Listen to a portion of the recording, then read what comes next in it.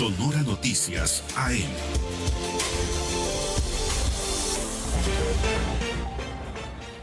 Estamos de regreso, son las 7 de la mañana con 14 minutos. Gracias por continuar con Sonora Noticias AM. Tenemos información de último momento que da a conocer la Fiscalía General de Justicia del Estado en ataque directo con proyectiles de arma de fuego contra un vehículo con placas sobrepuestas y narcóticos en su interior. 2 de sus tripulantes, los cuales contaban con antecedentes penales, fueron privados de la vida en la colonia Infonavit allá en Ciudad Obregón.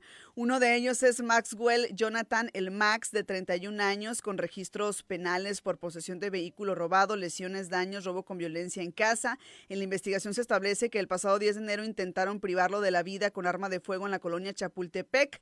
La otra persona se identificó como José Antonio, de 28 años, de Ciudad Obregón, con registros penales por el delito de robo de vehículos. No hubo civiles lesionados, solo daños a 3 vehículos estacionados. Las investigaciones se mantienen al momento por personal de la Fiscalía de Sonora, con integrantes de la Mesa de Seguridad.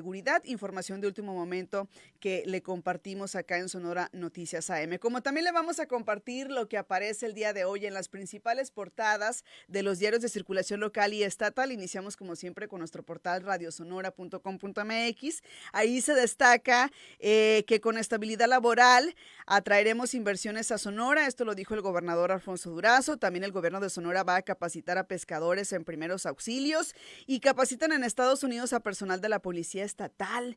También disminuyen en 2022 llamadas a línea del 911 por violencia familiar, de acuerdo a los datos de la Secretaría de Seguridad Pública. Telemax en su portal destaca que paz laboral es la clave para la generación de más empleos. También el Plan Sonora de Energía Sustentable es imán para las inversiones. Y el Imparcial el día de hoy publica en su portada que obras en calles embotellan a automovilistas. Las personas se quejan porque no pueden llegar a tiempo por las obras. Esto acá en Hermosillo, por lo menos se estima que hay unas 10 obras en principales vialidades de circulación aquí en la ciudad.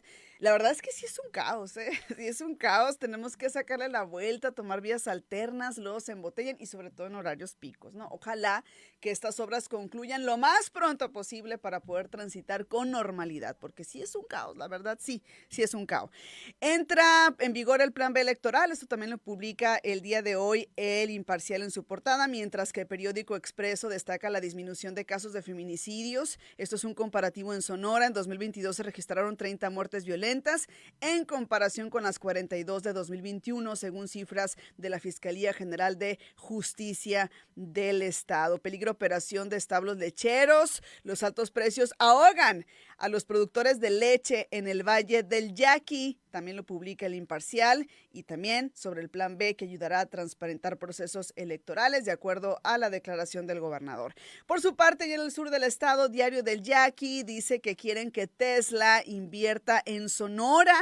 Y también hablan sobre otra funcionaria que se va a un doctorado y renuncia, y estamos hablando de la tesorera, y en su lugar ingresa Ivonne Sánchez Cornejo, que ella pues va a ocupar entonces este cargo, ¿no? En más información, Tribuna también destaca que la nevada paraliza al norte de Sonora y que un socavón por drenaje colapsado se traga a vehículo en Miramar. Esto lo destaca también Tribuna y es parte de lo que circula, bueno, de lo que publican el día de hoy en portada los diarios y también los portales de internet aquí en el estado y a nivel local. Son las 7 de la mañana con 18 minutos. Como les decíamos, es viernes de mesa de análisis. Tenemos mesa de análisis el día de hoy y nos da mucho gusto recibir aquí en cabina a Luz Serrano. Luz Serrano nos acompaña, ella es licenciada en Educación, asesora en Políticas Públicas y de Gestión de Organizaciones de la Sociedad Civil. Bienvenida, Luz. Muchísimas gracias. No, pues me da muchísimo gusto de verdad de estar por aquí compartiendo, dialogando. Yo creo que es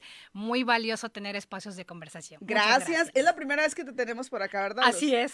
Esperemos no sea la última.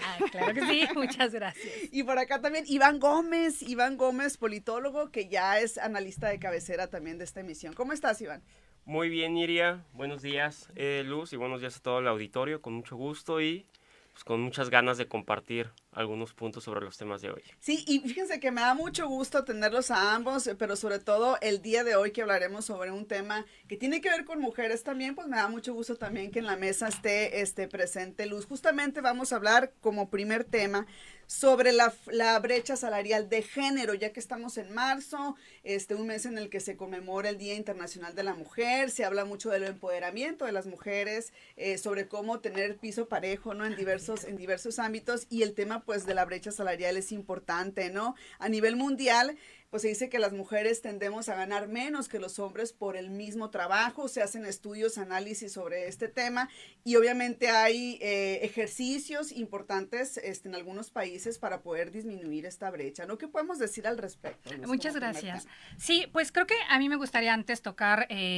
por qué es tan importante hablar de la brecha salarial e incluso del empoderamiento económico, ¿no? Hay que recordar que el empoderamiento económico es un elemento, una dimensión muy importante también para avanzar en la igualdad entre hombres y mujeres. Con ello abordamos también la erradicación de la pobreza, hacemos frente a la violencia y a la discriminación de las mujeres. Entonces, creo que este factor es muy importante y hace que se traiga la conversación en cómo está la situación de la brecha salarial. Otro punto muy importante es destacar también cómo se conforma o qué elementos se consideran para tomar en cuenta la brecha salarial, ¿no? Un poco tocando el tema que plantea ONU Mujeres, ¿no? Esta brecha se considera a partir de la proporción del ingreso promedio que reciben los hombres entre el ingreso promedio que reciben las mujeres, ¿no? Entonces se saca una diferencia y a partir de ahí también se divide entre el ingreso promedio de hombres. Esto también depende de muchos factores, horas de trabajo, factores sociales de cada país, pero creo que es muy importante también destacar cómo obtenemos la brecha salarial, ¿no? ¿Qué se integra para considerar esto? Y en este sentido, nada más como para ir cerrando esta primera idea, creo que pues es evidente, ¿no? Aunque hay avances, aunque hay conversación, persisten todavía, ¿no? Diferentes barreras que dificultan el acceso a una justicia salarial entre el ingreso de hombres y mujeres. Incluso aún, además de esta desigualdad que hay entre mujeres y hombres por diferentes condiciones, también tenemos que hablar de salarios dignos, ¿no? Que la sociedad en general se ve afectada por un ingreso precario por la prestación de una fuerza laboral.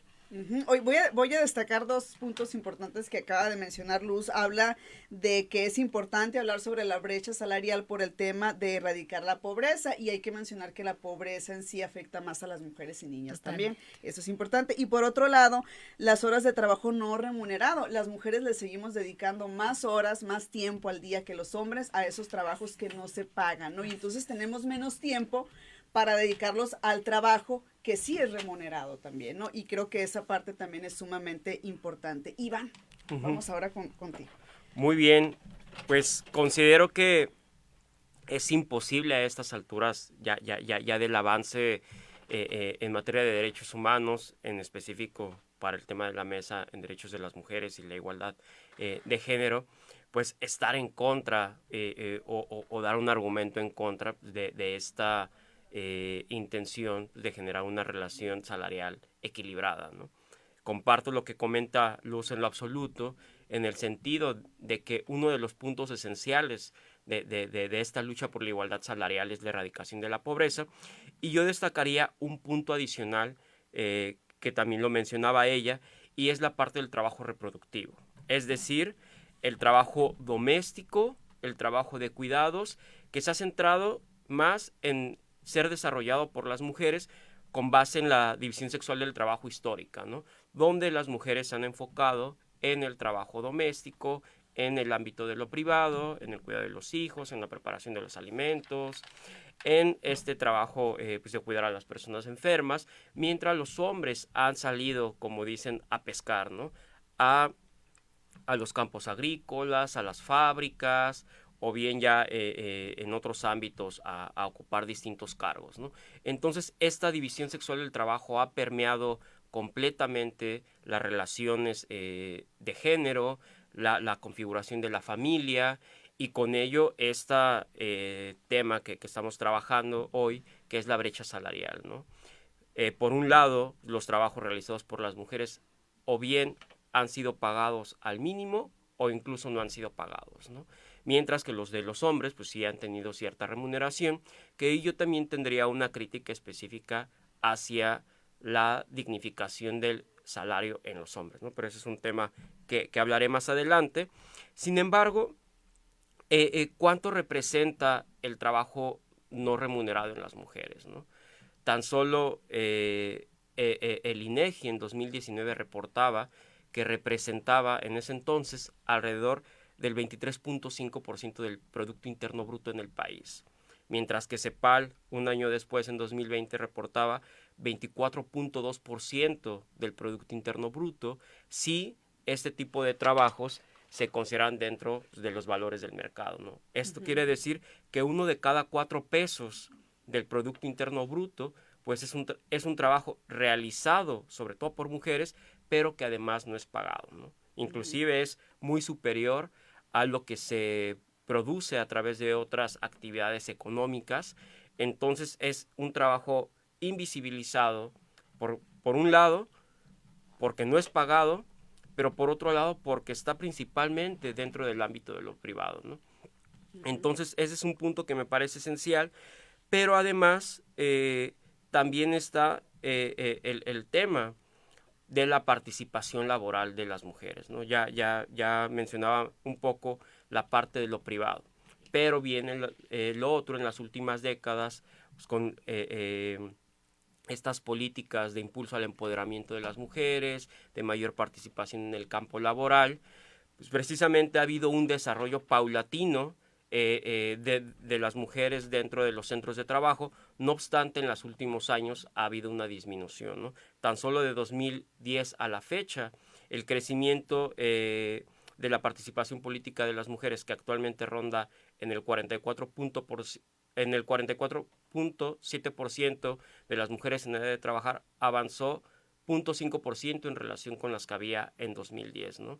No obstante, este crecimiento importante de la participación de las mujeres pues, también ha tenido una configuración dentro de las mismas relaciones al interior del hogar, ¿no? Si antes su atribución o función esencial era las tareas del hogar y de cuidados, pues ahora, con su inserción en el campo laboral, esta actividad inicial pues, ha sido descuidada, y es por tanto también importante que a la par de que se hable de una igualdad salarial, se hable de una política de cuidados integral, ¿no? Claro. Que ya no subyugue a las mujeres y que las obligue esencialmente, o que las vea como las cubridoras de esta actividad, sino más bien que sea la comunidad, un tanto el sector público, un tanto el sector privado y la misma familia, quienes fortalezcan esta parte de la política de cuidados. Y agregar también que en algunos ámbitos en los que ya hay más participación de las mujeres, también se debe y obedece en gran parte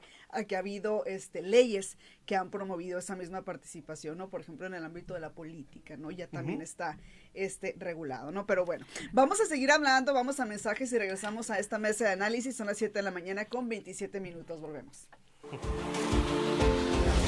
Sonora Noticias AM con Nidia Andrade. Comunícate. Teléfono en cabina 662-222-0141. Oficina 6622-120780. Mensaje de texto y WhatsApp 6628-472364. Radio Sonora. Nuestra radio. El Hospital General de Especialidades del Estado de Sonora está funcionando en sus áreas de hospitalización de infectología, laboratorio, radiología, consulta 24 horas y farmacia. Con instalaciones de primera y el mejor equipo humano, trabajamos en favor de la salud de la población sonorense, con el trato digno y de calidad que se merece. Secretaría de Salud. Sonora. Tierra de oportunidades. El siguiente es un mensaje en favor del emprendimiento y la economía del auditorio de Radio Sonora. Central de Carnes de Hermosillo ofrece gran variedad en carne de res, puerco y pollo. Tenemos excelente servicio y muy buena calidad. Atención especial en menudeo, mayoreo y medio mayoreo. Central de Carnes de Hermosillo está a sus órdenes en 4 ubicaciones en la capital sonorense. Calidad, confianza y el mejor precio en Central de Carnes de Hermosillo. Los sentimientos del pasado se hacen presentes este y todos los domingos en punto de las 7 de la tarde. Sentimientos del pasado. Sentimientos del pasado. Al estilo de Fanti Mendívil. Vamos a darle vida a todos esos éxitos de los 60s, 70s y 80s. Domingos, 7 de la tarde, aquí por Radio Sonora. La perla del desierto, plaza de batallas y amor a la soberanía. Heroica Caborca, legado del Padre Quino y la cultura del esfuerzo. XHSOA 91.5 FM, Radio Sonora, nuestra radio.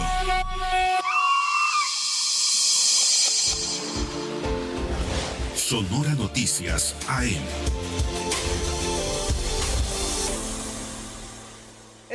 Estamos de regreso, son las 7 de la mañana con 30 minutos. Nos acompañan aquí en cabina Luz Serrano e Iván Gómez en nuestra mesa de análisis. Estamos hablando sobre la brecha salarial en México, ya datos muy interesantes que nos están compartiendo.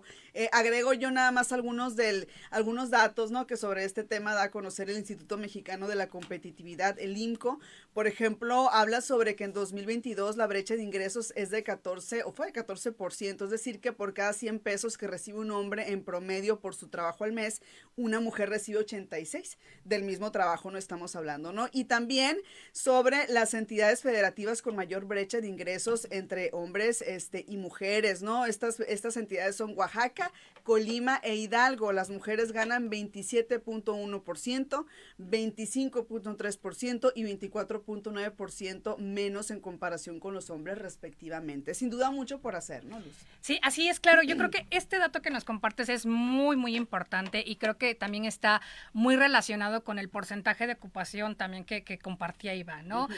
Hay que destacar que actualmente el número de mujeres en México rebasa más de la mitad. Representamos el 52% del total de la población que hay en nuestro país. Esto quiere decir, somos 66 millones de mujeres actualmente, pero en términos de ocupación laboral solamente representamos el 40%, o sea, 22 millones de mujeres, comparada con el 60%. Desde ahí creo que es una arista muy importante a considerar en términos de ocupación laboral formal, porque no estamos considerando también el tema de la informalidad, que es algo que nos afecta muchísimo a las mujeres por el tema de cuidados que también estaban comentando, ¿no? Aunado a eso, creo que el tema de la brecha salarial también hay que analizar otras dimensiones. Por ejemplo, el dato de 14% que se destacó en 2022, por ahí se analizó también la reducción de la brecha de desigualdad que hubo a raíz de la pandemia, que fue de 11%. Uh-huh. Sin embargo, esto no fue por el impulso de políticas homologadas, por ejemplo, para reducir esta brecha, sino que la mayoría de las mujeres de los puestos más bajos y que son los más precarizados, tuvieron orilladas a salirse de sus trabajos, abandonar sus trabajos para asumir tareas de cuidados en una situación tan alarmante como la pandemia. Entonces creo que es algo muy importante que se debe considerar también en las políticas que se impulsen para reducir la brecha salarial. El tema de la informalidad y el tema de las condiciones también que se dan a las trabajadoras, además del ingreso también, pero para que ellas cumplan de manera óptima su desempeño profesional.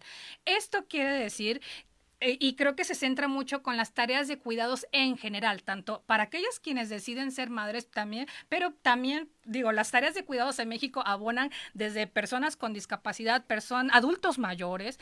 Entonces, pero ¿cómo es el rol precisamente familiar, ya sea núcleo familiar o familiar secundaria, ¿no? Entonces, creo que estas condiciones también son parte importante que deben asumir los centros de trabajo, háblese de las empresas, las instituciones, los gobiernos también y las familias, ¿no? En un tema también de sensibilización y culturalización, por así decirlo, ¿no? De las labores de cuidado, ¿no? Y que sí permea bastante en que las mujeres accedan no solamente a una oportunidad de trabajo, sino también a qué puestos de trabajo acceden, ¿no? También está destacado que a pesar de que hay mayores oportunidades de tener un ingreso en un empleo formal, los puestos de liderazgo y de tomas de decisiones son en su mayoría mayoría para los hombres, ¿no? Entonces creo que este es un dato también muy importante que se debe pues puntualizar y traer a la mesa de diálogo y discusión, ¿no? ¿Quiénes están accediendo a mejores ingresos, ¿no? Actualmente, ¿no? ¿Y qué se está haciendo para que las mujeres permitan conciliar estas tareas? Que hasta otro punto yo creo que en este tema de los cuidados, se asume aún la tarea de cuidados como un asunto privado, cuando es un asunto público, porque tiene que haber las condiciones que como sociedad nos permita también pues desempeñarnos de manera óptima. Claro. Y al final de cuentas estamos insertos en un campo productivo, ¿no? Y específicamente con estas condiciones yo quiero destacar, bueno, pues tenemos que hablar de las licencias de maternidad, tenemos que hablar de los centros de cuidado infantil también, y tenemos que hablar precisamente, incluso los periodos de lactancia materna que hay en los trabajos, ¿no? Y creo, igual, esto es para un sector de la población, pero que termina afectando a muchas mujeres. Incluso por ahí, si ustedes habrán visto, también a raíz de la pandemia, quienes mayor abandonaron su trabajo fueron las mujeres para asumir tareas de cuidado. Entonces, incluso la recuperación gradual que ha habido de este fortalecimiento en la ocupación y empleo, en un primer punto, las mujeres empezaron a ingresar a un sector informal de cuidado. Esto quiere decir, por una situación de coyuntura, pero también cuando una mujer decide ser madre, para conciliar y tener mayor flexibilidad en los horarios, ve como un camino mucho más fácil, mucho más posible insertarse al sector formal, ¿no? A la venta de productos, a poner algún negocio, entre otras cosas. Y a partir de este primer piso, después las mujeres acceden a trabajos que son precarizados. Por ahí también en este mismo estudio del INCO se mencionaba que son las mujeres quienes negocian, en menores oportunidades negocian estos ingresos, ¿no? Como por la necesidad precisamente de tener una oportunidad laboral. Entonces creo que la conversación de la brecha salarial también se tiene que centrar en un sistema de condiciones, ¿no? Que más allá del ingreso también tenemos que reconocer cuáles son las necesidades que tienen los hombres, pero cuáles son las necesidades que tenemos las mujeres y que históricamente hemos sido relegadas, ¿no? Sí. Hacia un trabajo remunerado. Se dice que en promedio al día una mujer dedica 7 horas a tareas de cuidados no remunerados. Una mujer en una tarea, ¿no? Una labor de cuidados, ya sea por maternidad u otra.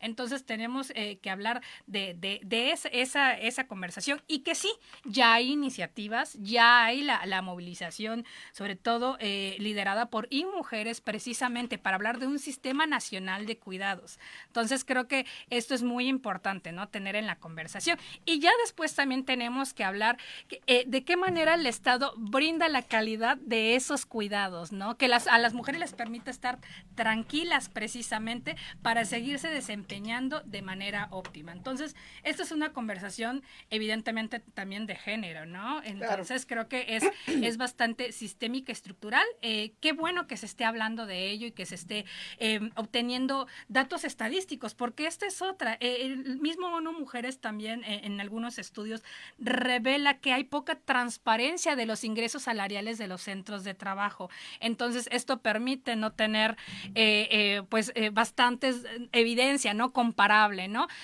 Tenemos que hablar también del outsourcing, ¿no? Que creo que de la falta de contratos laborales y al que muchas personas, incluso mucho más mujeres, se ven sujetas, ¿no? Claro, muy bien. Iván.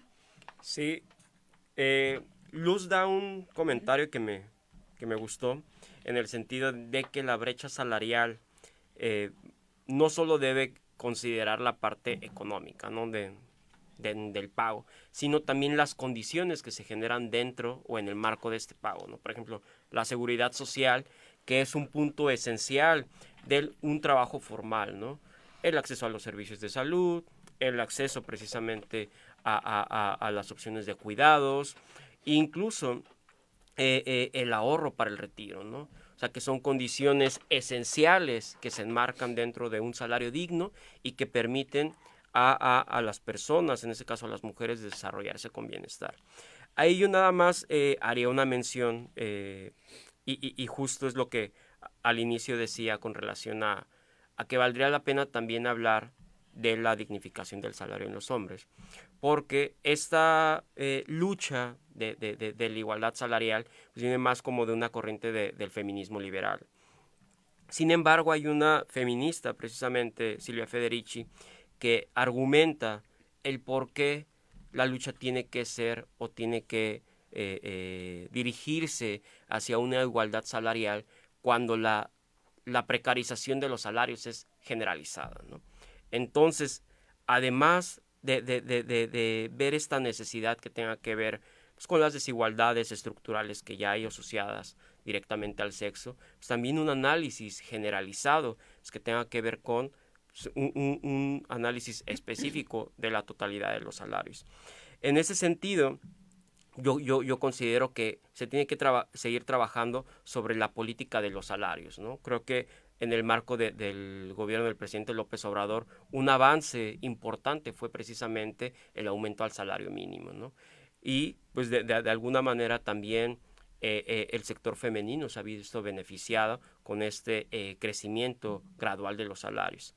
Y por otro lado, los esfuerzos legislativos que también ya se han hecho en la materia a favor de los derechos laborales de las mujeres. En este caso, menciono, por ejemplo, el de la reforma a la Ley Federal del Trabajo, que reconoce el trabajo del hogar o el trabajo doméstico, reconocido de otra manera, como un trabajo, con los mismos derechos que los otros trabajadores del sector formal, y que se da a través de una obligación que entre la relación entre el empleador y la empleada, o el empleador y el empleado, que tiene que ver con un contrato laboral, ¿no? Donde ahí se estipulan las obligaciones de una y otra parte, el pago, las prerrogativas que va a tener. Entonces es un tránsito que al menos desde el ámbito legislativo se ha encaminado y ha tenido un buen puerto, ¿no? Por otro lado, también lo del sistema de cuidados, que ha sido un tema de debate en los últimos años y que en el ámbito legislativo ya ha tenido una gran atención, ¿no? Sobre todo en el ámbito federal. ¿Qué programas sobre ese tema? Por ejemplo, recuerdo uno que se llama Cuidar a quienes cuidan. Exactamente. Ejemplo, es apoyo, por ejemplo, para esas, sobre todo mujeres que dejan sus trabajos porque tienen precisamente que cuidar a algún familiar. Exactamente, como bien dices, este programa en el estado de Sonora, y que de alguna manera plantea un problema, ¿no? Que es, hay personas que dedican su tiempo a cuidar de otras y que no están siendo remuneradas. Claro. Y que además en la mayoría de los casos son mujeres, ¿no? Entonces, y que viene mucho a colación con los datos que ya arrojábamos anteriormente, donde yo decía que uno de cada 4 pesos del Producto Interno Bruto es dedicado a este tipo de actividades de cuidados y que esencialmente no son remuneradas, ¿no? Y que esencialmente son realizadas por mujeres. Entonces, sí viene muy a colación este debate en el marco del Día Internacional de las Mujeres. Precisamente, por un lado, es un tema de justicia social, por otro lado es un tema de acceso a una vida sin violencia. A final de cuentas, la autonomía económica de las mujeres, que yo la verdad prefiero hablar de autonomía y no de empoderamiento, esta parte de autonomía pues permite, pues de alguna manera, hace posible romper con estas brechas en cuanto al acceso a la educación, en cuanto al acceso a los servicios de salud, en cuanto al acceso al trabajo, inclusive en cuanto al acceso a una vejez digna, que también se tiene que pensar el bienestar de las personas en cada una de las etapas de su vida, desde la primera infancia, pero también hasta su vejez, ¿no? Entonces, creo que sí es importante pensar esta política salarial desde todas las etapas de vida de las mujeres y que precisamente vaya encaminada a su bienestar y a su autonomía. Muy bien, pues está muy interesante este tema. Vamos a ir a mensajes y al volver vamos a continuar con esta mesa de análisis. Hablaremos sobre Tesla y sobre la marcha del pasado domingo en defensa del INE. Volvemos. Sonora Noticias AM con Miriam Andrade. Radio Sonora en nuestras redes sociales. Instagram, @radio_sonora.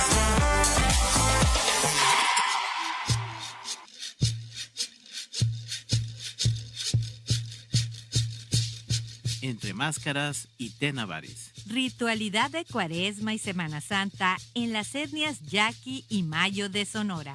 Entre Máscaras y Tenavaris.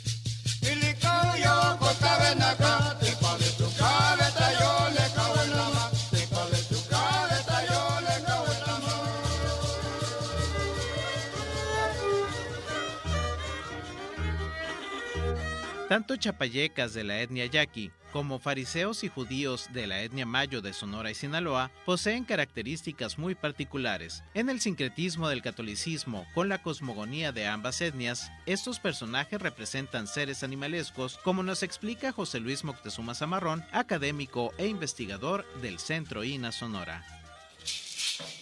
Los chapayecas son, como todos los fariseos, seres animalescos. Ya no son personas. Son seres animalescos, por eso traen estas máscaras. No hablan por ser seres animalescos y pertenecen a Cuyania. Eso es una de las características importantes. Le dieron ese sentido los yaquis y los mayos, que son estos personajes que vienen del monte. De hecho, previo a esto, empieza a haber un juego discursivo de que dicen ya cuando se está acercando la Semana Santa y sobre todo el primer viernes de Conti, la gente empieza a decir, ya se escucha en el monte que van a aparecer unos seres que vienen a causar daño buscando a Jesucristo, buscando al viejito. Así pues, ellos representan para la liturgia católica nativa a los soldados romanos y judíos que inician la persecución, aprehensión y muerte de Cristo, el viejito. Ritualidad de Cuaresma y Semana Santa en las etnias Yaqui y Mayo de Sonora. Entre Máscaras y Tenavaris. Es una producción de Radio Sonora y Centro INA Sonora, bajo la realización de Alonso Valdés León y José Luis Moctezuma Zamarrón.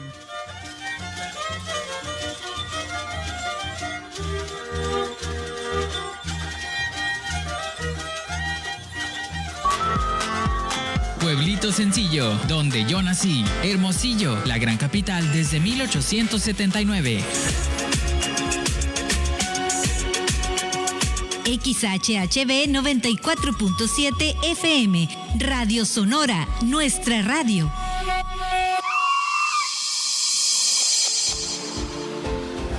Sonora Noticias AM.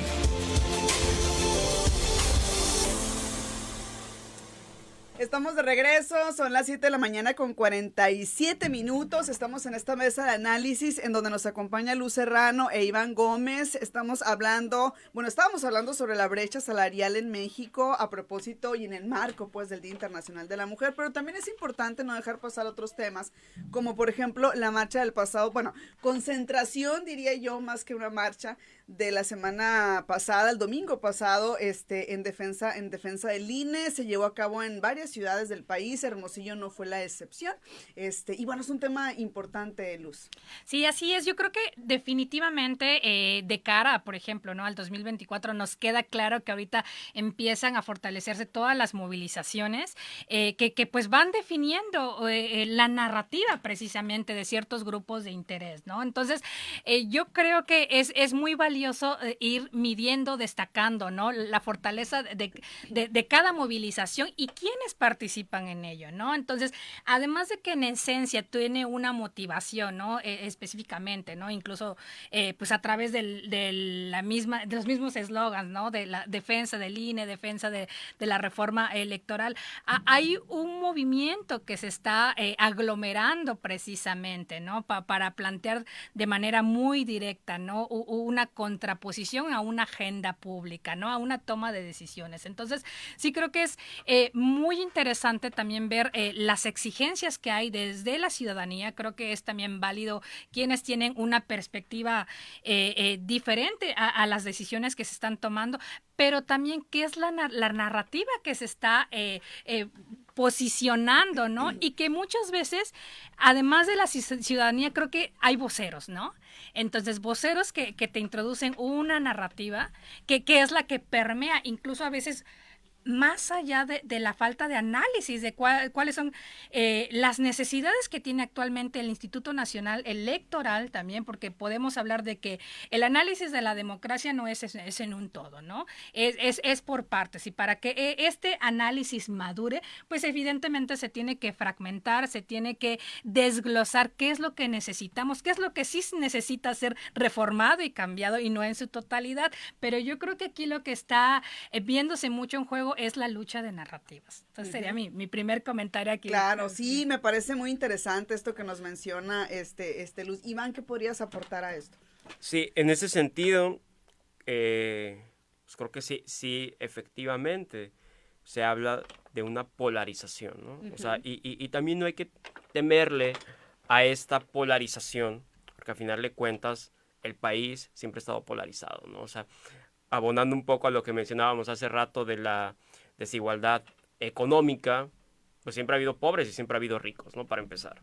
Entonces, la polarización es estructural.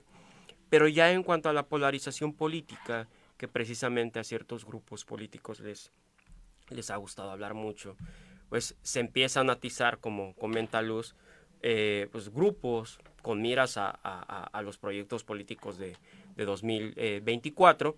Y yo mencionaría en las narrativas dos muy claras, ¿no? Una de corto alcance, otra de largo alcance, ¿no? En cuanto a los grupos pues que promueven la defensa, por llamarla así, la defensa del Instituto Nacional Electoral, es una defensa de corto alcance, porque se circunscribe a un tema, ¿no? La defensa de la democracia, simple y llanamente, en específico la defensa de una autoridad electoral. ¿Por qué digo de corto alcance? Porque a final de cuentas, sea la solución que tenga, que bien ya ayer se publicó en el Diario Oficial de la Federación el contenido de la reforma electoral, pero todavía viene toda la ola de impugnaciones y que el Poder Judicial tendrá que resolver. Una vez que el Poder Judicial resuelva acerca de estas impugnaciones, esta problemática o esta demanda de parte de los grupos que la promueven se va a agotar, ¿no? Entonces, claro, ¿qué viene después? Su narrativa se agotó, ¿no? Entonces tendrán que buscar una nueva narrativa, una nueva agenda que posicionar de aquí a que inicien las elecciones de 2024. Y por otro lado, la narrativa precisamente del proyecto de gobierno del presidente López Obrador y su proyecto de nación, la Cuarta Transformación, que yo miraría que es una narrativa de largo alcance, ¿no?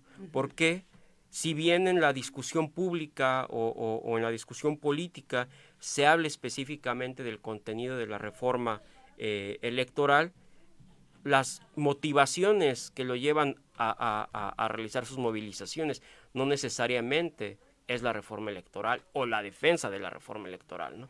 Sino la defensa de un proyecto de nación que tiene una mayor amplitud, que tiene un mayor alcance que el simple hecho de defender una reforma electoral, ¿no?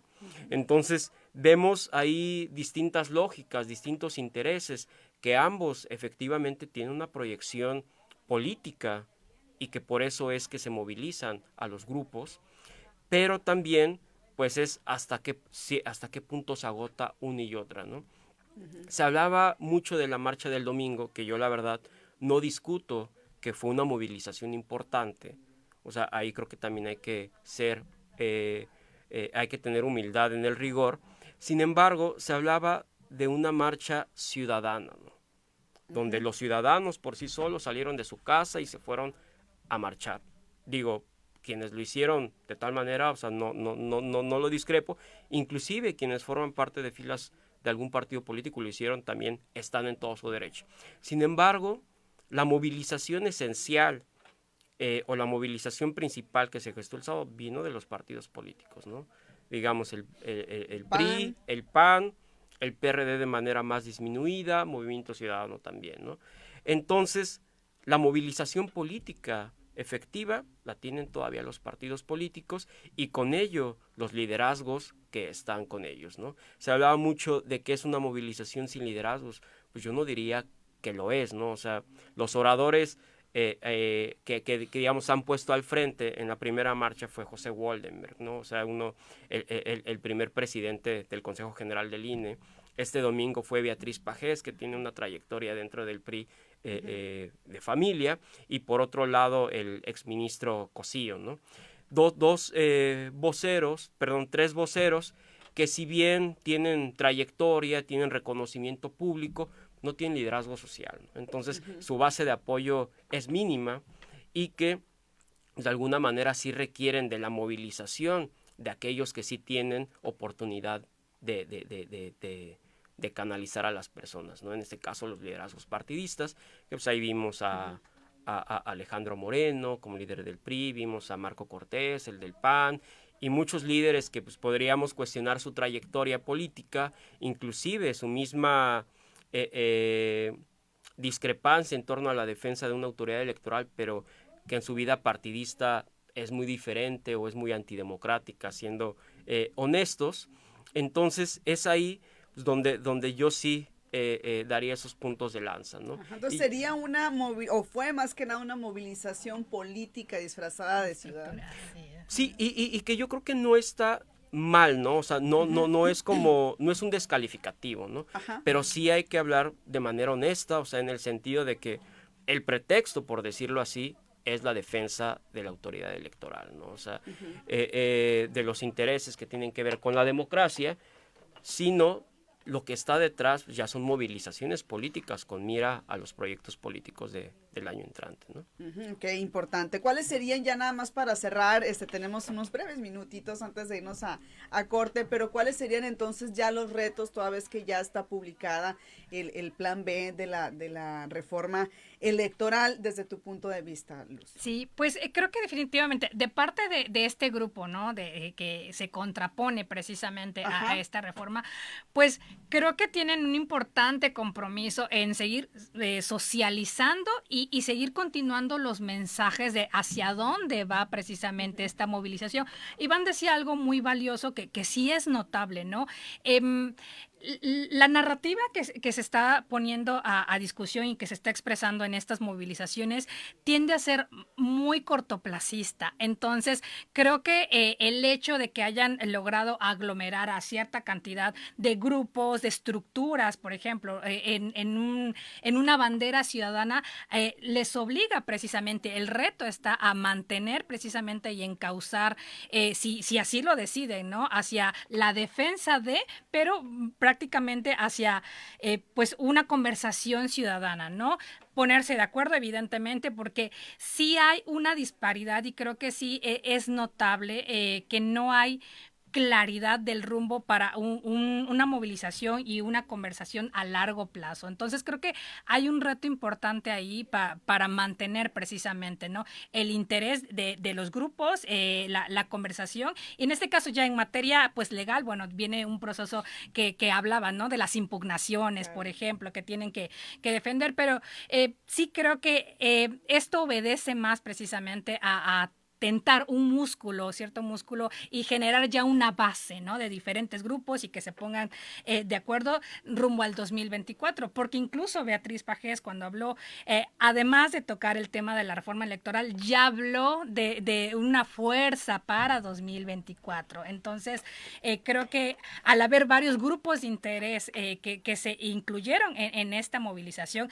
partidos, liderazgos, creo que ahí viene también la lucha, ¿no? Que ha habido en las alianzas que han tenido y que no han sido fructíferas, ¿no? O que precisamente han sido muy cortoplacistas. Se han realizado muchísimos acuerdos, frentes, alianzas, ¿no? Pero es precisamente la falta de sustancia de lo que los mueve, ¿no? Y que es algo que sí ha mantenido el movimiento por la transformación, ¿no? Es una esencia y una permanencia en los ideales, ¿no? Claro. Creo que es algo muy importante para mantener o para crear cohesión entre diferentes grupos, que ahorita pues se suma una coyuntura y los mueve, y es el fervor, pero ya se publicó bien una serie de impugnaciones. ¿Qué pasa después de ahí, no? Porque ellos en este discurso de una de las voceras, pues hablaron ya de un frente 2024, pero ¿qué ha pasado en años anteriores? Que se crean movilizaciones y se diluyen, ¿no? Es precisamente por esta falta de profundidad en sus sus ideales. Claro, 1 minuto tenemos, Iván, muy valiosa tu cierre.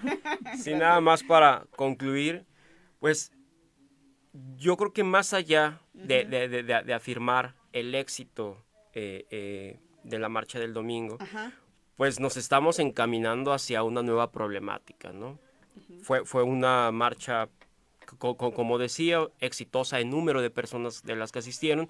Sin embargo, el problema ya radica en que fue una marcha, como ellos dicen, sin líderes, ¿no? Pero la política requiere líderes y un proyecto político requiere líderes, ¿no? Porque inicialmente requiere un candidato. Entonces ahí el problema es la definición del candidato.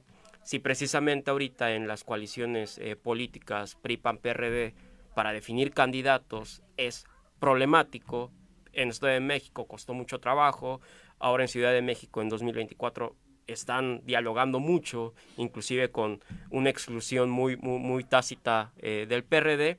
Entonces ahora hablar de que es un movimiento sin líderes, pues yo lo veo complicado y problemático, por un lado, en ese sentido de la definición de un candidato, pero además, lo que ya comentábamos, un proyecto de nación, ¿no? No tienen proyecto de nación más allá de lo que ahora defienden, que es la defensa de la autoridad electoral, que muy legítima, pero pues un proyecto de nación va más allá de eso, ¿no? Así es, muy bien, pues así cerramos y les agradecemos esta mesa, que nos hayan acompañado en esta mesa de análisis, a Luz Serrano, licenciada en Educación, asesora en Políticas Públicas y Gestión de Organizaciones de la Sociedad Civil, e Iván Gómez, politólogo y analista también de cabecera de este espacio. Muchas gracias a ambos. Gracias a Muchas gracias a ti, Miriam. Gracias. Con esto nos vamos a mensajes y volvemos. Sonora Noticias AM con Miriam Andrade. Está usted escuchando XHHB 94.7 FM, Radio Sonora. Transmitiendo desde el Centro Histórico de Hermosillo. Teléfono en cabina 6622-220141. Plataformas digitales. Facebook, Radio Sonora. Instagram, Radio-Sonora. Twitter, Radio-Sonora FM. WhatsApp 6628-472364. Sitio web www.radiosonora.com.mx. Radio Sonora, 40 años de ser nuestra radio. Sonora Noticias AM.